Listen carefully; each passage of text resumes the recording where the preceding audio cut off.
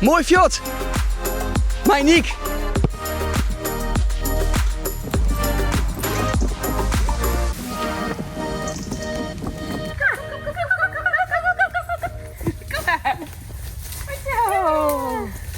Jullie zijn lekker aan het wandelen in het bos met jullie beste vrienden.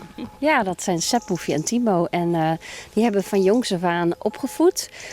Want ja, het zijn bokjes en bokjes worden meestal geslacht. Want ja, die zijn eigenlijk niet echt, die hebben geen functie voor de productie.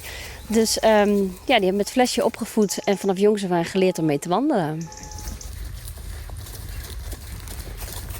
Is dat leuk met hun te wandelen? Ja, echt heel leuk. Want het is eigenlijk zelfs nog makkelijker dan met de hond. Want ze blijven altijd bij je. Ja, ze zullen nooit wegrennen. En als ze even achterblijven en jij loopt door. En dan kijken ze en denken ze, oh, we zijn al te ver uit elkaar. Dan komen ze heel snel aangerend. Ja, het is nu vakantie. Hebben jullie ook wat extra's met de geiten gedaan? Nee, we hebben deze vakantie nog niet echt iets extra's gedaan. Maar we gaan wel regelmatig, bijvoorbeeld nemen ze mee naar de Ardennen. Of we hebben ze laatst een keer meegenomen naar de Veluwe. Huren we een huisje. Nou, dan moeten we wel even vertellen. We nemen 3 geiten mee, is dat goed? En dan gaan ze gewoon gezellig mee.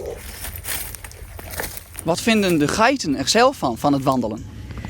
Ja, ik denk dat ze het hartstikke leuk vinden, want je ziet ze gewoon, ze weten wat de bedoeling is en ze springen al vrolijk in de auto. En aan het einde van de wandeling, dan zie je ook wel dat ze weer voldaan in hun verblijf zijn. Dan zijn ze moe en tijdens de wandeling dan zie je ze ook echt wel genieten. En dan eten ze allemaal lekkere dingen op en ze houden ook pauze tegelijk met ons.